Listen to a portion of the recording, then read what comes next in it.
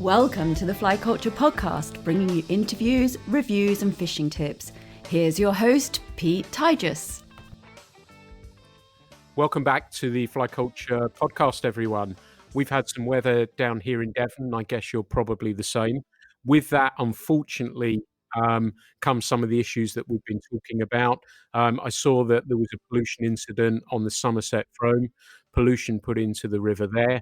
I saw that a salmon farm broke its banks in Argyll as well. And there are concerns that farmed fish have got into the system.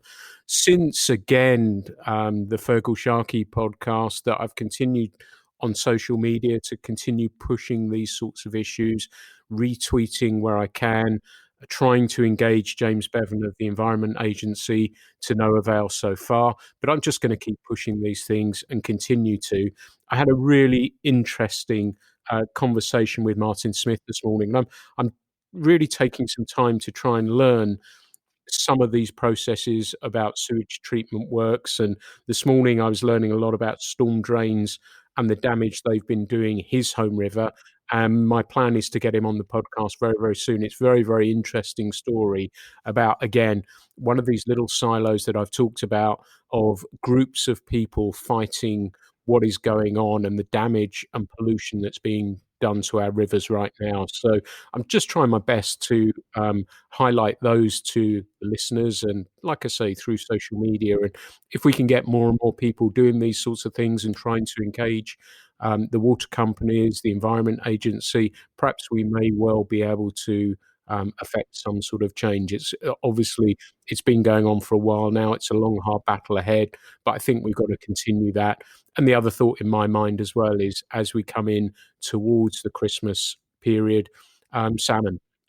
And if there is a way to actually try and let the public as a whole know about farmed salmon, again, push that story and how it's not actually very good for you as well. So they're my sort of plans. But I'm really, really pleased today to be joined by Hector Rodriguez. He's been lighting up social media with the many barbel he's been catching on his home water. And the plan with this one is to learn a little bit more about his history in fishing. It's a really interesting story. And how to catch some barbel on the fly. I've been bitten by that bug myself as well. I hope that we can learn a little bit more about that. So we're going back out into left field again, whereas somewhere I'm seem to be most comfortable, I have to admit. But we're going to learn a little bit about that. But Hector, thank you so much for being a guest on the Culture podcast. How's it going? Good afternoon, Pete. Thank you for having me. Yeah, very, very well. You're most welcome. And I'm really looking forward to learning a little bit more about your fishing, about your history of fishing. But how's it going? You're doing a bit of fishing. We're going to touch on the barbel, but you're doing a fair bit at the moment, aren't you? I am. Yeah. What it is, I've recently found a job next to the river, so I'm, I'm getting those afternoon sessions in and enjoying myself. That's what it's all about. And finding a job by the river did the river find you or did the job find you? Which came first? Well, it was right after lockdown. I found a job. I'm a laborer. I work in construction. When I saw the location, I couldn't believe it, so I just applied. I know I've been fishing the river already for a couple of years, so I was familiar with the location. And when I saw it, I said, yeah, no matter how hard it is, I will just go for it. Fantastic. So you get to go. What do you do? Go after work or lunchtime or a bit of both? I was trying for the trout in the beginning of the season of the trout season, and then I kind of just waited until the coarse fishing season. So I've been working there for a fair few months now. And how is London right now, being hidden away down in Devon? Is it getting back to as near as normal as possible, or is it still sort of pretty spread out and a lot quieter? I wouldn't say it's quieter because I live in central London. I live in Waterloo, and it's busy. I'm seeing more and more tourists slowly kind of arriving and wandering the streets. So yeah, it's you could say it's almost back to normal. Wow. Wow. Okay, let's talk a little bit about fishing. Let's start at the very beginning. Where was it that you actually grew up? Well, I was born in Cuba, in Havana. I was born in the outskirts of Havana, and I've been fishing from a, from a very very young age. I think my first fish, um, I caught it at the age of 5, off the rocks. We went to the beach and off the rocks, hand line. I caught this fish, which was, half a pound or so. Excuse me. And it was very colorful. That's all I remember. Yeah, I was really young. And then, a couple of years later, I said I want to go fishing. I was remembering. I was still very young. So there was a river near me, and I started targeting tilapia just on a bamboo rod, and a worm on a hook, and that was it. Wow. And that's an amazing it must be a really interesting place, vibrant place to grow up in. And of course, the fishing there from a saltwater point of view sounds amazing with permit, tarpon, bonefish as well.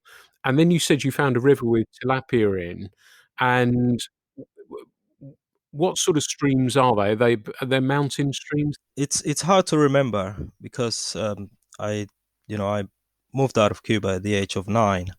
But I wouldn't say there were freestone rivers or anything like that.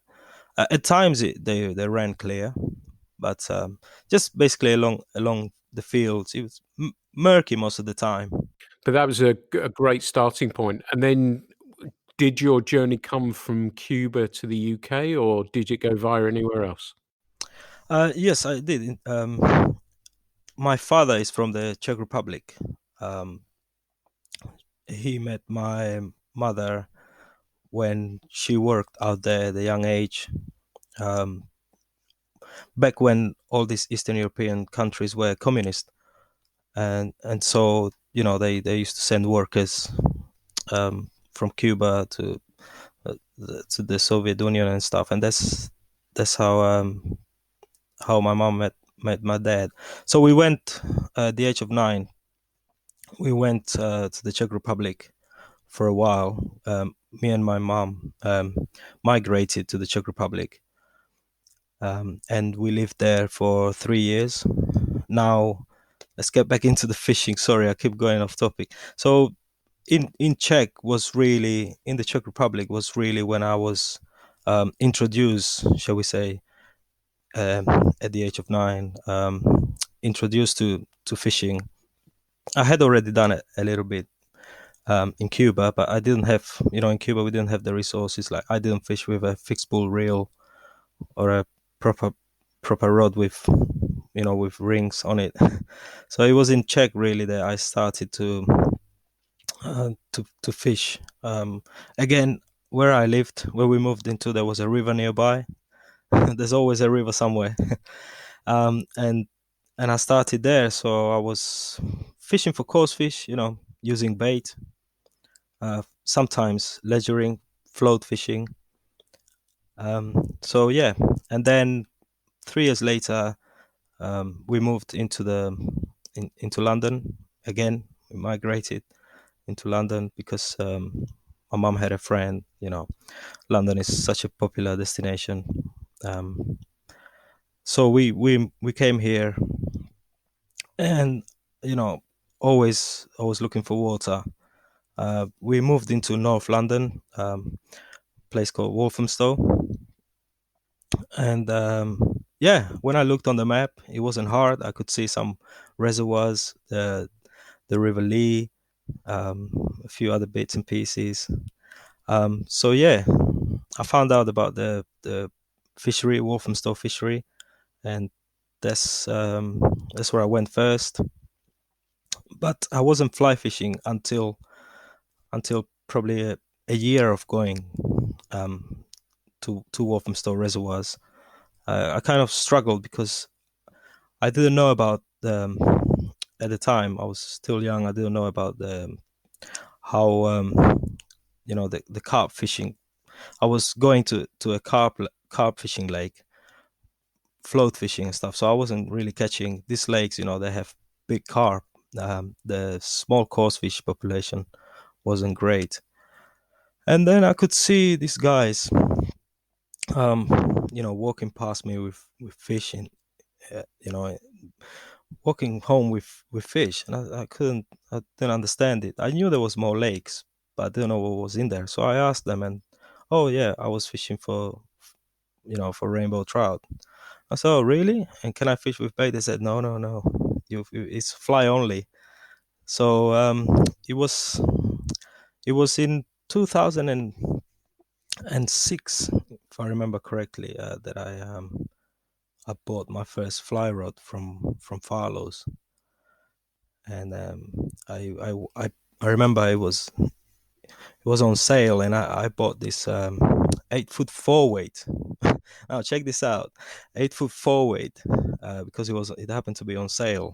So I turned up in the depths of winter, kind of January, with an 8 foot 4 weight setup. Um, I My English wasn't very good at the time, and so I just kind of saw it on sale. I picked it up. I didn't ask any of the member of staff. Could I get some help? I'm looking to fish a reservoir for rainbow trout. So yeah, I learned I learned the hard way. That must have been interesting trying to throw out some weighted flies on an 8 foot 4 weight, and with a big bank behind you as well. Yeah, it was big bang. I think it must have been like December or something, and it was really cold and windy. And I guess you only had a floating line on that as well. Yeah, floating line. Yeah, yeah, because the reel was loaded. The reel that I bought was loaded with a floating line, again on sale. Yeah, brilliant. That's a lovely story. And did you realize, was there a point, because obviously fishing has been a part of your life from a very early age. Do you think there was a point when you were fishing Walthamstow or wherever it may have been that you thought, actually, fly fishing's for me? Was there a point where that actually happened, or you were continuing doing both um, sorts of fishing, but then suddenly fly fishing took over? Was there a moment that happened? There was indeed. I was doing both methods at the time, and I was discovering other venues. And I fished the Lee around Hackney Marshes area, and I caught a few carp and chub on bait. And I was, when I had the money, I would go, and I wasn't working. I was very young at the time. I would, go back to Walthamstow and fish for the trout. After a couple of um, outings to Walthamstow, maybe on the third or fourth, someone actually approached me and and say hi. Like they've never seen me there before. They're very friendly at the lakes, and most of the guys that fish it are the members. So someone approached me and actually helped me and said, look, the setup you've got is not the right setup. The fish are deep down at the moment. You need a sinking line. You need to cast it out pretty far. And it was from there that I went back to the shop and I got the proper setup, and then I caught my first fish. So I went there the first time in it was in December, and then by April, I think I caught my first fish. So it was a long learning process, but you were helped by people all the way.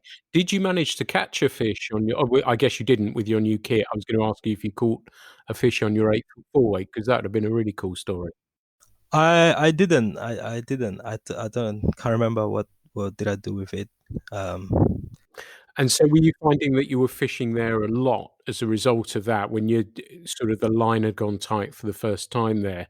Did you realize then that you were probably visiting there a lot more than anywhere else? uh, yeah, after it just happened naturally, and after I caught the first fish, it was a different feel.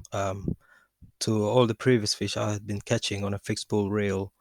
It was I find it difficult to explain it, but it was, you would feel it. You had to hold the line, and it was just like something pulling at the end. And I think that was the moment when I said, "Wow, this is amazing!" And when I landed the fish, it wasn't particularly big. A couple of pounds. I had already caught. Was lucky enough to have caught. Other fish like double figure carp, etc. But this felt different, and I was hooked. And then I started just going there basically every weekend. Fantastic. I've only fished Walthamstow once, possibly twice. And the thing I remember was as you go in, there's sort of a stream or a water by there, and I'd heard some story that there were great big trout in there. I don't know if they were along with coarse fish. I guess they must be escapees or something else, but I don't remember. Do you know anything about that or not? I've heard the stories, but it was, that happened before my time. I don't know how the rainbows got in there, but they did, and they grew pretty big because the it's the Coppermill stream that we're talking about here, and in there there's always been coarse fish, and it's opened on day tickets. So at the time when the trout went in there, they were feeding on on on feeding on bait rather than natural insects. So things like luncheon meat, bread, etc., sweet corn. So they were growing pretty big. Yeah. Yeah, and there was some big carp in there, weren't there? Is that the story? Am I right about that? They're still there. Yeah, they're still there. They go over 30 pounds. Yeah, that's interesting, isn't it? Yeah, I'm sure one day I'll go back there, but I remember that stream more than I guess because my background's more rivers and things. But yeah, I remember being told that story on my one visit. I thought, wow, this sounds interesting. But so you were fishing a lot, you were learning a lot, you were catching fish. You also ended up working in fishing as well, didn't you? And you took a job in fishing as well. That's right. So, excuse me. So straight away as I got hooked into fly fishing, and I was just every weekend going to the reservoirs. I was just like a sponge for fishing. Any info, it was just sticking, and I was applying it, and I was enjoying myself. Catching fish, and regular visits to Farlow's led me to bump into an occasion where they were looking for a member of staff, and they needed. They told me about, oh, it would be great to have someone that knows a bit about reservoir fishing. Well, to be honest, at the time I really didn't know much, but they thought maybe, yeah, he knows enough to help the guys that are gonna go and target rainbow trout on small still waters. And I took up a job there. I was still going to college, so it was more. The first year was more of a part-time job, kind of 2 to 3 times a week, and that was straight away in 2007. And I ended up enjoyed it so much that I stayed there until 2010. So I worked there for 3 years. And that must have been I guess what they were thinking as well, and they're, knowing the guys there and, one of the manager now, Tom Clinton's one of our contributors. But I guess if you're fishing every week, that you've got your finger on the pulse of what's going on, what the fish are eating, where they are in water columns, and things like that. And that is a really valuable resource for people coming into the shop who want information because don't you? You're not sort of making it up or looking it up on the internet. Because you're out doing it, I guess. Yeah, no, absolutely. Mm. And I guess one of the things as well, working in a tackle shop, gives you access to tackle as well. Was that a bit of a life changer for you as well? Yeah, looking back now, I've been lucky to have used many different brands, and it's been amazing. Yeah, I've had things like Sage, Loomis, all that kind of stuff, and then now I'm just I love my airflow airflow fly rods at the minute. Cool. Okay, so you're working and fishing. You're fishing Walthamstow. When did river fishing come for you, and where did you head to for that? Yes, well, in Walthamstow Club, they had some amazing. They have some amazing anglers that visit the lakes regularly, and some of them have fished for England in the past, and perhaps now one of them may be in the team. I'm not too sure, but you've got the likes of Tony Fox and his son Harry Fox, Mike Heritage, Andrew Green, who in the past thing was in the England team or fished for England. So some really knowledgeable fly anglers that not only fish that reservoir but rivers too. And they had every winter they will have a weekend um, on grayling fishing, but this was also a qualifier at the Lower Reaching fishery, and they kind of did a weekend. So one day would be just having some fun catching fish, practicing for those who was going to compete the next day. And that's when I first got into river fishing for on the fly, for grayling. Yeah.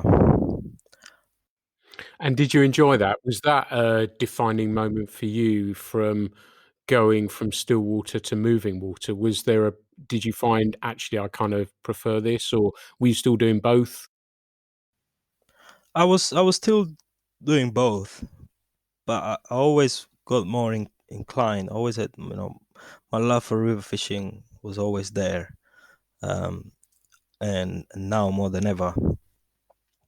So I really enjoyed it, but I could only kind of fish in the winter for the grayling, um, where the tickets on the choke streams were a bit cheaper, you know. And then it was a learning curve. It's been an amazing learning curve, um, and I kind of later um, um, learned from others, from articles and other fishermen, that you could target other fish on rivers on the fly, and that was a real eye opener. And I said, "Oh, bingo! Didn't have to wait until the winter time to go grayling fishing." That's what happened. I guess the fly fishing bit pretty hard for you and was all consuming, really, in the sense that that's what you wanted to do. Everything migrated towards fly fishing, I guess.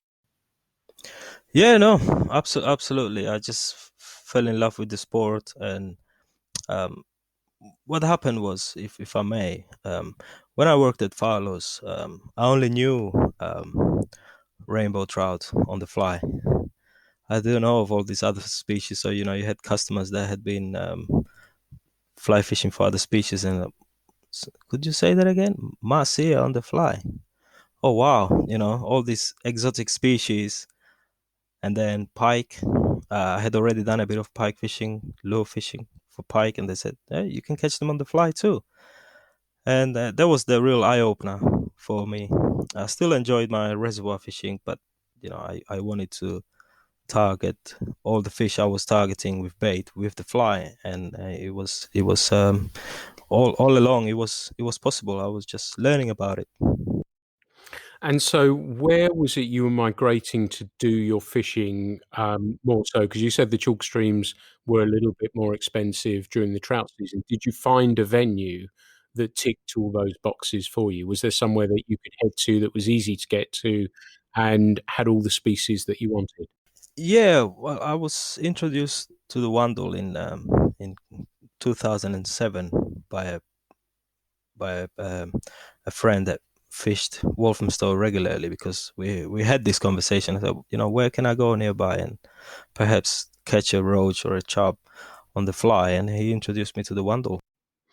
And that was it, and that was easy to get to, and I guess around that time, news was starting to get out. They'd cleared up the river, Um, they've done some amazing work there, haven't they?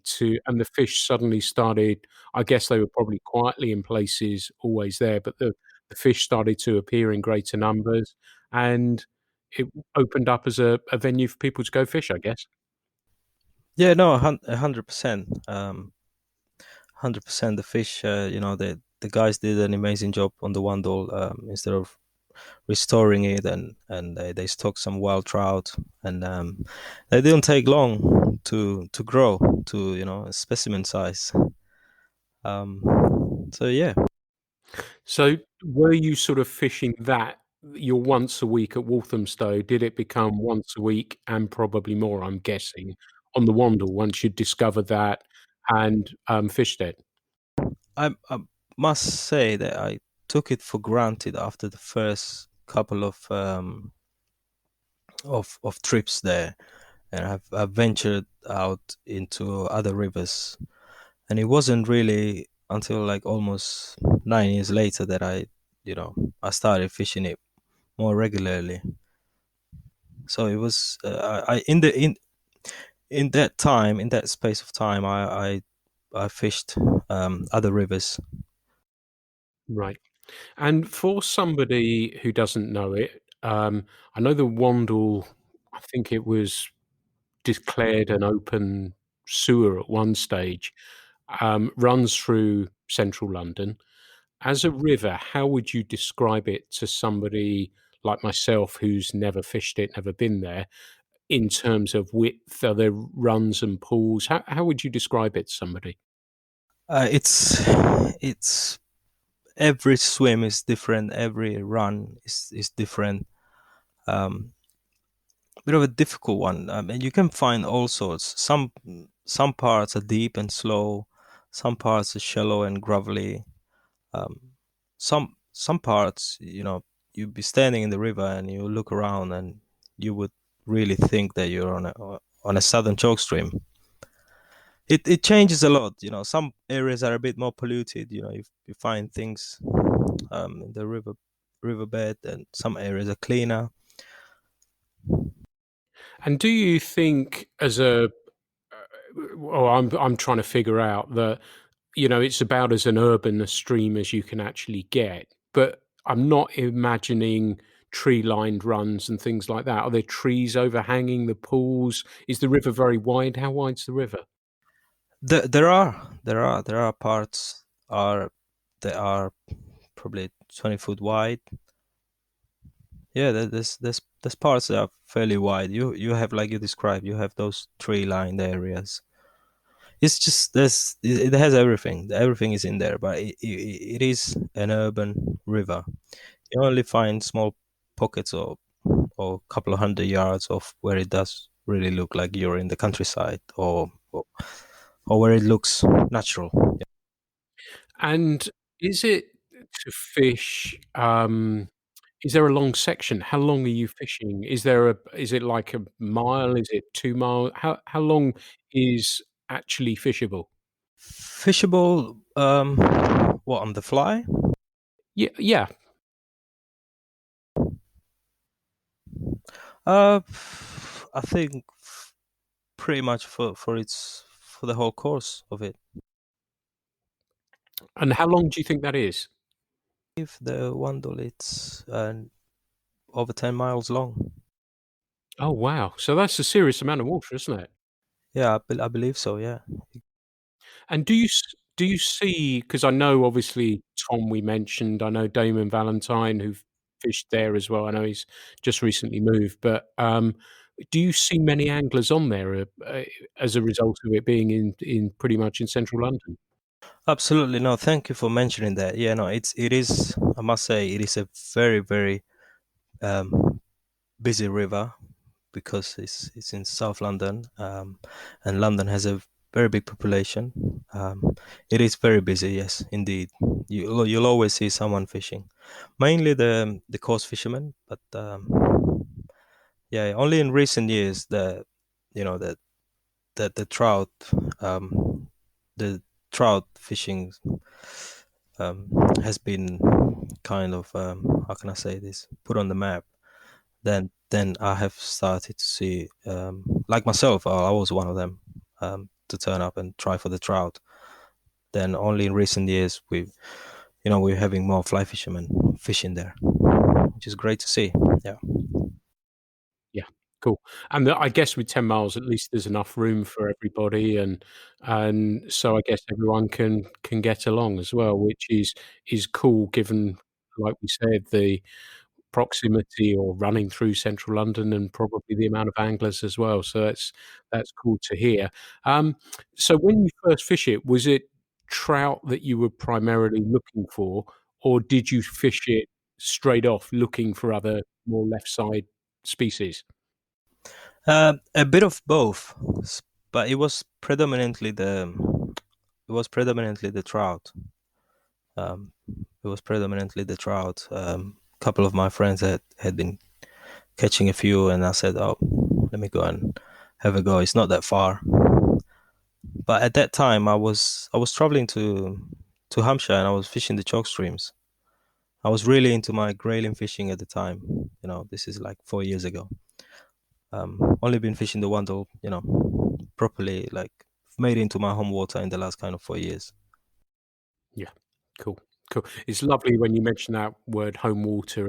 It's lovely because you can talk about it with knowledge and with a passion and a love for your home stream, isn't it? And, I'm sure there's people listening that the Wandle's also their home river as well, but I always love the concept of a home river and how you see your own home river, which is really, really cool. So, part of the conversation as well, I'd like to turn to, and it's been great that, one of our contributors again, actually, David Bazin mentioned that he'd fished for barbel with you and caught some fish, and he said, and I've been fully aware of what you've been up to with the barbel as well, and said I should speak to you about them. I've had a epiphany with barbel as well, that I went to Spain 2 or 3 years ago with my friend Ray, and it was his birthday, and we went in to try and catch some trout, which we did, but in the interim, we actually found barbel, and sight fishing for barbel, we forgot about the trout. It was just so exciting that that was it, and we're trying, obviously, until things change, that trying to book another trip to go out to Catalonia and go and find some barbel again, because I thought it was amazing. But we're gonna learn a little bit about, barbel fishing from you. But what does barbel fishing do for you? And what was it like when you caught that first barbel? And um, how would you describe or sell barbel fishing on the fly to somebody who's not done it before? Yeah. If I may, I would like to briefly say how I came across them. So I was fishing the river predominantly for the trout, and Damon Valentine, a friend of mine, who was also targeting the trout, came across a rather large specimen, a fish of a double-fingered barbel that he caught, perhaps targeting the trout, or he may have seen it. Anyway, bottom line was he caught it on the fly, and I said, "Oh, you caught that on the fly?" I said, "Yeah. Whereabouts? Here, there." Oh, amazing. Um, I had seen a few before, but don't know why. It didn't occur to me that that would take a fly. So I said, I had a quick think about it, and he said, "Oh, he had it on a peeping caddies." So let me try that. I tried it a few times, didn't have much success, and then I thought, uh, I was already aware of the squirmy worm, which is an imitation of a worm.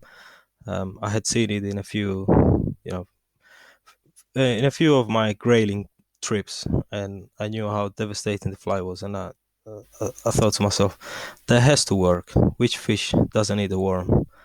So this is a fake one in this case, um, which is classified as a fly to some. So I tried it in a place where I'd seen a few, and I caught my one then. It was in January, right in the, again, depths of winter, in January 2017. that was it. I was hooked. Um, that was it. That, you're really hunting for this fish. Sometimes it's a bit of side fishing for them. Sometimes you work in a deep hole, a depression, or a fast a fast run, which is deep enough to hold fish. So yeah.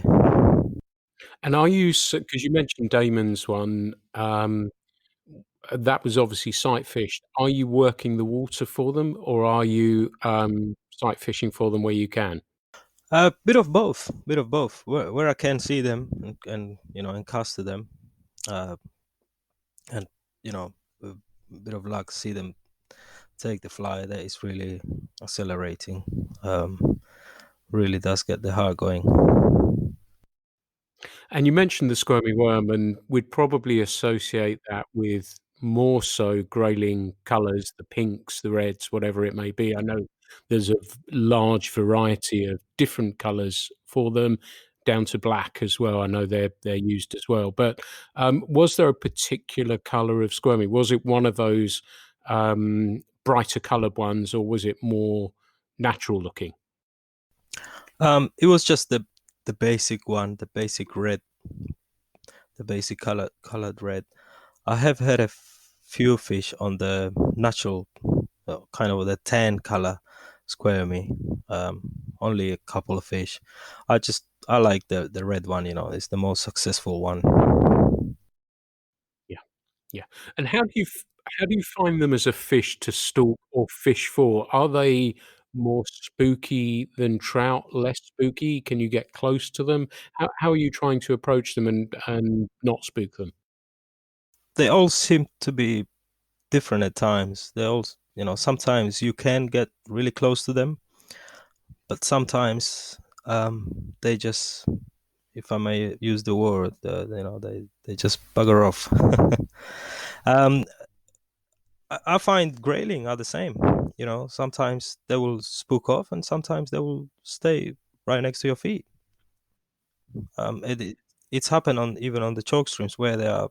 Most of the time, they are really spooky, and I've had them stay nearby.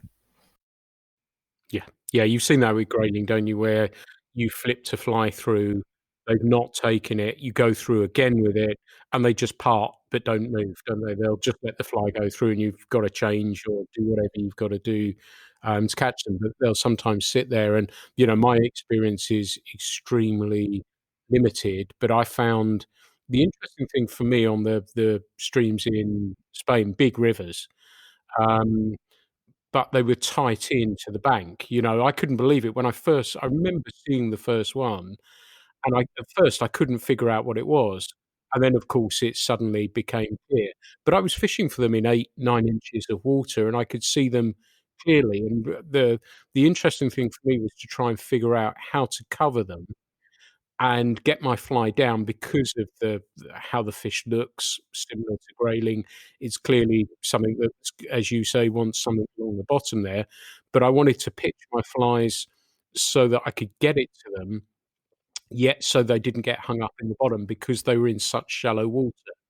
And that was a really interesting problem to try and solve, and I remember snipping the dropper off and just going to the one single fly. That gave me a little bit more room. I'm sure there's lots of other things you could have done as well. Do you find that your fish 1, 2, or 3 flies, or what tends to be your approach? Definitely just a single fly. Definitely just a single fly. You find that especially if you're sight fishing for a fish, you want that fly to tumble along the bottom freely. Sometimes you have two flies on, and the other one might catch the bottom, and it's just you've messed up that drift. So definitely one fly. Another thing, if I may stress, is that it's not ideal to fish two flies for barbel because they love snags. Once you hook one, it will just try and find cover, or it will go through the weeds. They love to do that, and a dropper is a big no-no. You're just gonna hook something during the fight, and you're gonna lose the flies, the fish, the lot. And that's a really interesting point, and something I wanted to come on to as well is that they fight dirty, but they're so strong as well, aren't they? And does that mean what sort of tippet how you well, let's ask about tippet at first. What sort of strength tippet are you actually fishing? I'm fishing very, very strong tippet, almost unheard of for kind of Euro nymphing technique or check nymphing or bugging. I'm going up to 11-pound line, fluoro, 11-pound fluorocarbon. I used to use 8-pound, but now I've kind of gone up a bit as the river is a lot weedier. Um, yeah, they're not line shy at all. I could probably get away with, 15-pound line. But the what I did find was a challenge was trying to get, because even though we say okay, fluoro is heavier than normal nylon, it sinks, but I find it difficult to get the fly down to the riverbed to the bottom with thick thick fluoro. This is why we use light tippets to get down so that that thin line pierces the water.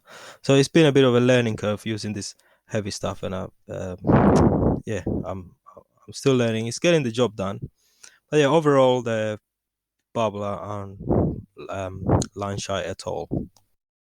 That's a good tip. Because one of the things I was thinking about when you said that, and obviously the fish do come first, don't they? And it's better to fish heavier, and I guess you can add weight to the fly, be it via a bead, be it lead or tungsten wire, whatever it is, underneath as well, so you can adjust and probably get down more quickly with more weight than a thinner tippet. Would that be right? Um, yeah, it's seemed to be working so far. I'm using really heavy square meals. Sometimes 5.5 mil bead with a what we call a shrimp back.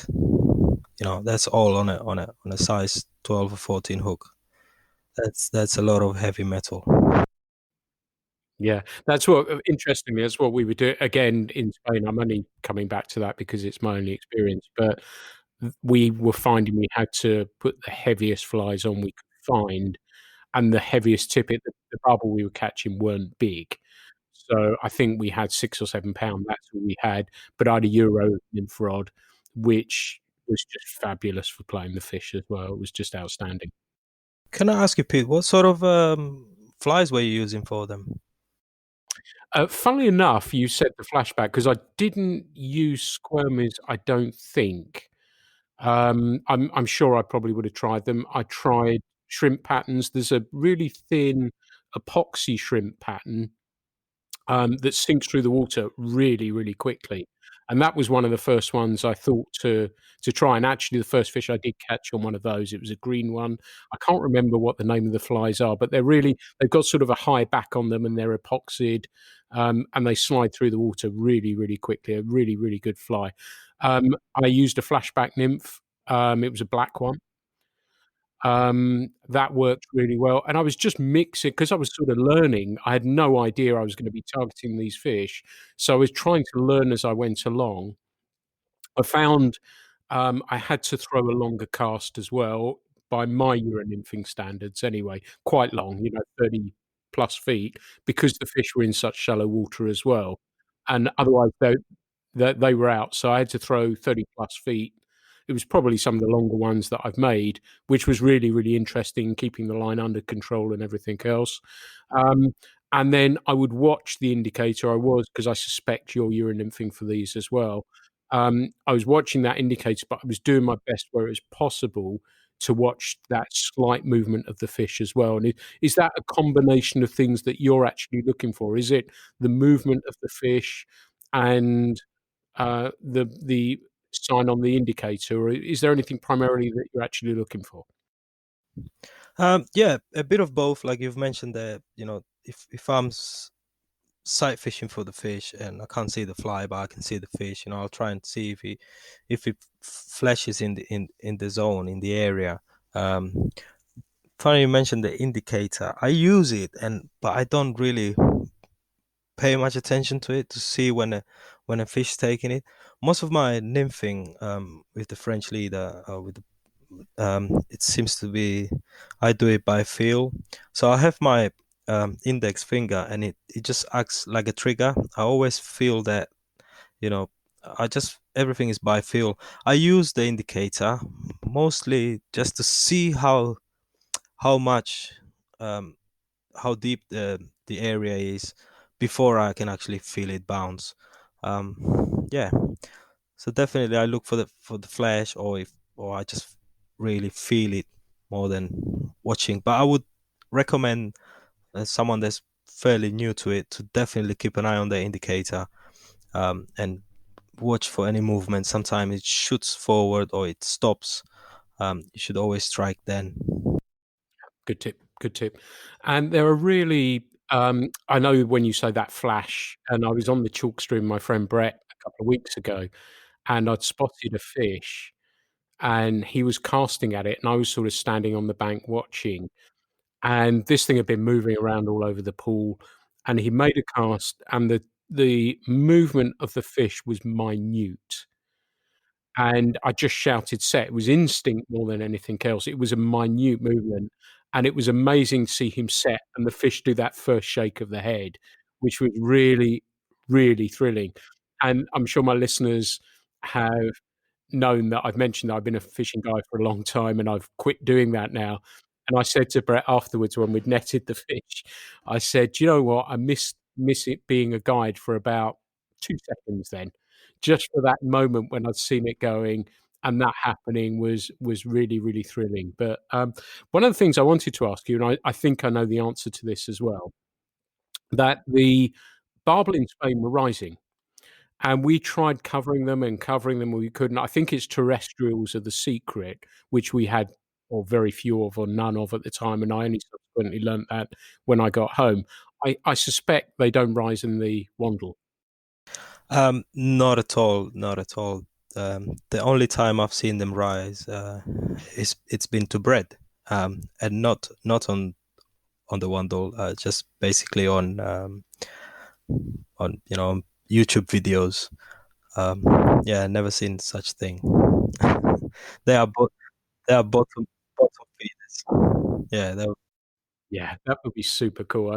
That's my thing, I think, when we go back, is to see if we can find one on a dry fly, and we discovered that where we were fishing, there was a dam that released water a little bit upstream of about I think it was about 6 o'clock every night, so they'd rise just coming into where the water height came up, and you'd suddenly see the water come up very, very quickly, and then would wait till the next day to go again. But yeah, I think they're really, really thrilling. You say the Wandles where you've caught most of them. Have you fished for barbel elsewhere, and have you found techniques you've needed have needed to be different? Have you done the same thing? Have you how's that been for you? yeah, definitely been doing the same technique, which I fell in love with. Most of my fishing nowadays for any species is Euro nymphing, or bit of streamer fishing, whether it's pike, any predators. Those are my two go-to methods nowadays. I would like to learn and do a bit more of dry fly fishing. So the times when I've kind of ventured out of the Wandle and try and look for barbel, you know, luckily I've been successful twice. On the Upper Lee, the River Lee, and on the River Blackwater, where I've managed to pick up a single barbel from each of those rivers. But most of my fishing, as I've mentioned before, the Wandle is my home water now. Um, yeah, most of the barbel have come from the Wandle. Yeah. And the Lee I know well, and we talked about in the podcast, a little bit further up the line, I used to fish it. The Blackwater, is that in Essex or is that somewhere else? I think there is a That's the Blackwater tributary of the Loddon, so down South Hampshire. Oh, right, cool. And how was that in comparison? Were you able being a I guess that was a would that be a chalk stream there or I think those rivers they look like chalk streams in the upper reaches. You know, any of the listeners can correct me if I'm wrong, but a lot of the rivers in the upper reaches they look, you know, they've got that gravel, they got that look, that feel of a chalk stream. You know, shallow, clear, and gravelly. But this one, the Blackwater in the area where I was at, it just looked like any other normal river. You know, with your stream and weed, and that kind of stuff. So if somebody is wanting, they've listened to this, and I hope they have because they are an awesome fish. Um, where should they be looking to fish? Is there a Are you just fishing pools looking for the fish, or is there anything if somebody's wanting to try this? What advice would you give them where to look for fish? What would be the advice you would give them? Um, the advice are definitely, you know, just we've get a pair of Polaroids and just walk. Most of us use Polaroids anyways because to protect, you know, to protect our eyes from casting, fly casting. Definitely have a look. Just walk the banks and look in the river. Look for signs of fish flashing. They love to do that. Barbel love to flash on their side as they pick up something off the bottom. Um, Also look for those distinctive orange fins. Um, some Yeah, invest time, learn. Just walk the banks and just keep your eyes peeled to the water and just keep looking. At times, I feel like I'm waiting for. Not that I do a lot of dry fly fishing, but at times it feels like I'm waiting for a trout to rise in a likely looking water.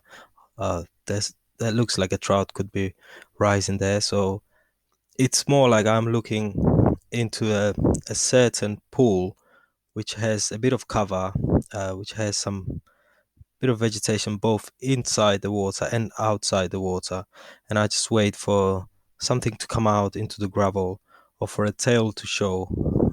So I get the feel like I'm waiting for it, you know, for a trout to rise so I can put my fly in the zone. So invest time in learning the water. Yeah, great.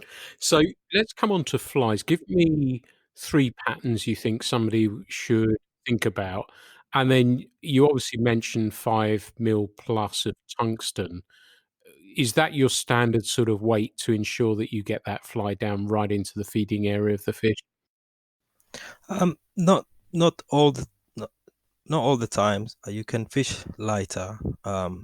You know, just a single 4 mil bead, a bit of lead, and then you square me. Um, Not all the time. That's just when you're covering a deep hole or during a during some sort of flooding with there's been a bit of rain and the river's rising, the flow changes. You know, it's a bit faster, etc. Extra water. But yeah, you can anywhere between 4 mil. It depends. You gotta adjust to where you're casting that fly. Sometimes this is interesting. Sometimes it could be many of the river fishermen out there will know.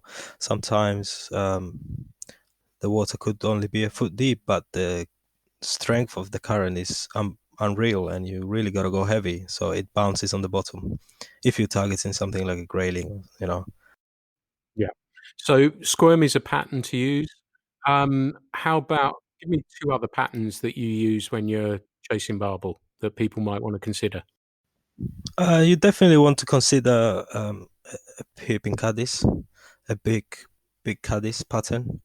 Um, I've personally only caught one fish on it because I like this. I like the squirmy. You know, it just never lets me down. But yeah, throughout the country, a lot of fishermen have fly fishermen have caught barbel on a caddis.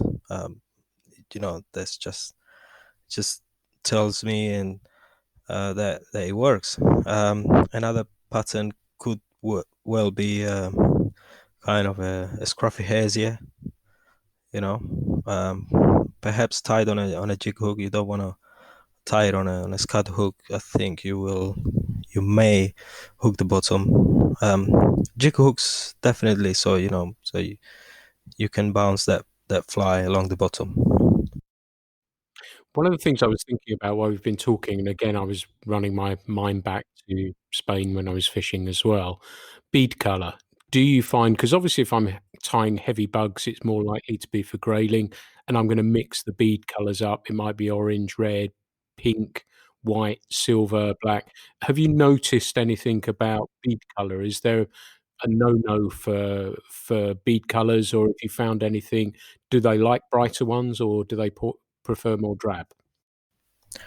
I personally, I don't have much.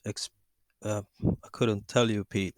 Um, I just use a simple um, tungsten colored one, an uncoated one. The reason being is it's because when you're fishing for barbel, you want to have that fly bouncing on the bottom all the time.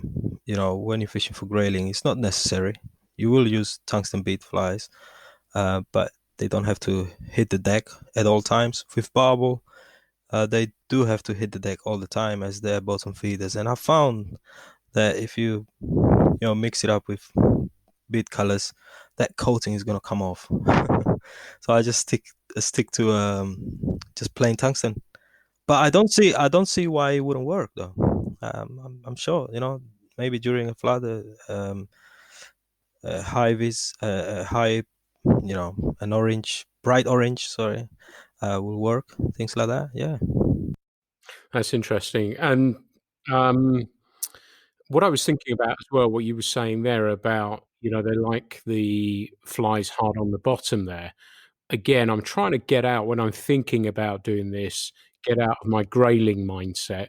And we know I like to slowly lift and induce a grayling that way, or just make tiny little movements with the rod tip to dance that nymph just a little bit. Do you find that would work with barbel, or do you want to just dead drift it? Personally, think it will work. I don't do it enough. May have done it a couple of times, gave it a bit of a twitch. Um, Definitely work. The reason why I say it definitely will work is because I've seen the lure anglers use this method and catch barbel across Europe and in the UK. They use small jigs and they bounce them, and it will work. Yeah. Because it strikes me as a fish that probably doesn't want to leave the bottom too much, whereas grayling, you can get them to move a hell of a long way in the water column, and not knowing enough about them, I didn't know whether they'd want to move in the same sort of way that a grayling would. They do because you I've seen footage. I haven't seen this in person because I'm using a single fly. I'm not baiting up, but you will see. I've seen footage where people a successful method of catching barbel. It's also trotting maggots and that loose feed. You see them leave the bottom and pick the pick the bait mid water. Absolutely. Cool. Cool. Really interesting. That's a really good tip. One of the other things, again, if someone's thinking about this, because I guess they're spread throughout the country, the barbel as well. So you don't just have to be fishing chalk streams to fish them. So one of the things I also wanted to think about was tippet length. And what I mean, I assume our listeners know what we're talking about when we're talking about a Euronymph setup. And from the indicator down to the fly, do you have a sort of a length that you feel suits you best for most conditions of fishing? Is there, from that indicator to the fly that you're using, what sort of length do you tend to use there? Um, just the kind of the length of the rod. So I'm using a 9 foot. So probably about 7 feet of fluoro. To about a foot of indicator. So that's 8 foot. Um, yeah, and I get down. The deeper parts of the Wandle you're gonna find is it's about that 7 or 8 feet deep. And I guess what you're watching is that first drift through to see obviously if you can catch the fish, but also how the fly's behaving, how deep it's getting, is it getting, how quickly will you make a fly change if you suspect it's not getting down deep enough? Well, it's all by feel. If I don't feel it bouncing on the bottom, then I know I'm not deep enough. And at times, if I'm covering a water where I may have seen a fish flash in the depth, and I want to stay there and I want to catch that fish, I just like mentioned before, if my leader is 8 feet, I'm not getting deep uh, down enough. I can sink the indicator at times too, and just fish by feel. Yeah. Cool. That's really interesting. You said about feel, and I just wondered if you're sensing the feel, if you played with braid as your leader, as it were. Have you tried that? No, never been brave enough to try that. I think I learned with the tapered the long tapered leader, and I'm happy with that, and I've been using it, since. And yeah, not try the braid. I think you may have to perhaps wrap a bit of tape around your finger. I think it can be a bit dangerous. If you if you hook a big fish, it can easily catch you. Yeah. Yeah, I'd been thinking about it just the other day and wondered if it was worth trying from a sensitivity point of view or not. I don't know. I'm pretty happy with the setup I have, and it works really well for me. But I guess, like many anglers, you're always thinking, "Oh, I wonder if this would work. I wonder if it." And it's nothing new. I know people have been doing it for a long, long time. I've just not got round to it, and I guess it's a function of being happy with what I'm fishing with at the moment. But is there any other advice you would give somebody who is barbel curious? The advice is it's not hard. It's just if you have a river near you, with barbel, and you can kind of get to a certain proximity to them where you can present them the fly, go for it. You will find at times that after a first couple of drifts, that fish might not be interested because it's not feeding, or there's been no loose feed put in the area, which is a thing that we fly fishermen don't do.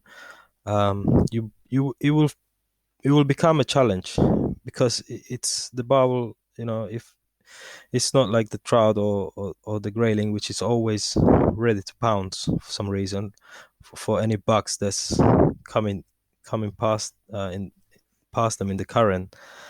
But I have found that you can um, annoy them and juice them to take. If you uh, trot it past them enough times, you can annoy them, and they will take it. A bit like salmon fishing at times. But obviously the barbel are they will eat. That's the difference. Cool. So is there a moment if there's a fish that you spotted that you can't get it, you'll move on, or will you? Because 'cause I'm so dogged that I'll sit there until I either spook the thing or at least I think I can get it to eat the fly. Is there a time you'll just say, "Look, he's not playing or she's not playing, I'm gonna move on"? Absolutely, many times. But I've had the experience. Why I gave the example just now is because I've had the experience like on 3 occasions. I've stood there like 20 minutes, casting. You can do a lot of drifts in 20 minutes, and yeah, and eventually took it. But many times they've not been in the mood or interested for some reason, and I just you move on and you try and find a new fish. Cool, cool, good advice. Let's take you somewhere else. Do you have a dream destination? Is there somewhere you would love to go fish that's always been on your bucket list to say, "Yeah, that's the place for me"? So many, Pete. But I think I would like to experience my homeland once again, Cuba. Definitely um, fish Cuba again. I was lucky. I was lucky to fish it when I worked in Farlows, there was an opportunity once. They said, if you pay for your ticket, you can come along and give us a hand, with a bit of translation and stuff, and you get to do a bit of fishing. I said, yeah, I'm in. I would love that. And that's the answer I was hoping you would give. So that's cool. When you were out there, did you get in touch with some bonefish and tarpon and stuff? Yeah, baby tarpon. Caught a couple of baby tarpon. Had a you know couple of bonefish, snook. Caught all sorts. It was just amazing. Yeah. Snook are cool. They're sort of, to me, not unloved, but not as popular as the big three, but are just such a cool fish, aren't they? Oh, they are. They look a bit like a zander almost, but with a lot more power. They fight really well, acrobatic. The ones I caught, they weren't double figures, but they fought like double figure fish. Yeah, yeah, they're fantastic. And as somebody who's worked in tackle, do you have a Hall of Fame rod? What's the one that's you thought, wow, this is the rod? Have you got one that really has ticked your boxes for you over the years? um, it, Tricky question for me. It depends on the application that I want to use it for. At the moment, I'm really in love with my the rod I use all the time. It's an Airflow Super Stick 2. Been using it for about 2 seasons now. I've had mullet, bass on it, and this is my barbel rod now. It's a 9 foot 6/7. It's a weird sizing, so it's you can't really classify as a reservoir rod, or perhaps dry fly on reservoirs. Perhaps it's very soft, but it can handle big fish, and it's just amazing. I can catch a 1 pound chublet, a chub, and the rod will bend, halfway, and I will enjoy the fight. We're talking about a 6/7 weight rod, fly rod here, and I can catch a barbel up to 7 pound and still land it pretty quickly. It's an amazing rod. Yeah. Really interesting asking a lot of people this question, talking to rod designers. And one of the themes that continually comes through in recent times is how people are looking for a rod that's good for playing the fish. And I think you've really taken that to the next extreme as well, haven't you? That, what would be considered not an appropriate rod, yet it is doing exactly what you want it to do, and it's doing it really, really well. Yeah, no, definitely. I mean, a lot of people can agree that kind of you can target a variety of species of fish with a 6 weight.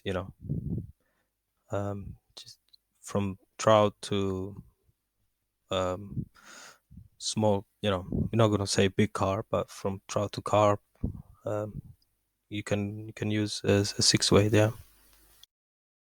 Interesting. That is really, really cool. We've spoken, Hector, for over an hour now, and it's been fascinating to get an insight into your fishing, what it means to you. Keep doing what you're doing because it's great, and I really enjoy seeing your pictures. Where can we find you if people don't know about what you're doing and can see your adventures? Where can they find you? I'm currently only on Instagram, so that's Hector_flyfish. That's the only uh, place that I'm at, just on Instagram. But they're great pictures, and you're doing some really cool, interesting stuff. And like I said at the beginning, out in left field, and it's interesting that when you listed fish that you've caught on your rod, barbel, mullet, all those sort of left field stuff, and you get my utmost respect for that as well. So that's great. Keep doing what you're doing. It's great having people like yourself in fly fishing. So thank you for that, and thank you for talking to me today. Thank you. No, it's been a pleasure. Thanks for this opportunity, and for the listeners, um, have a go. If you got a barbel river near you, don't wait. Go and get them. That's a perfect way to finish. Hector, thank you so much. This has been the Fly Culture Podcast. I hope you've enjoyed listening to this one as much as me, and there'll be plenty more soon. As always, please just find me some questions if there's anything we can help you with. If there's anyone you'd like me to speak to on the podcast as well, I'm always interested in recommendations. Today's one has been a great example of that. I've got some great ones planned as well. And I hope you keep enjoying the Fly Culture Podcast. Thank you for listening. The Fly Culture Podcast is brought to you in association with Fly Culture, a quarterly print magazine. For more information, please visit flyculturemag.com. You can also find Fly Culture on Instagram, Facebook, and Twitter.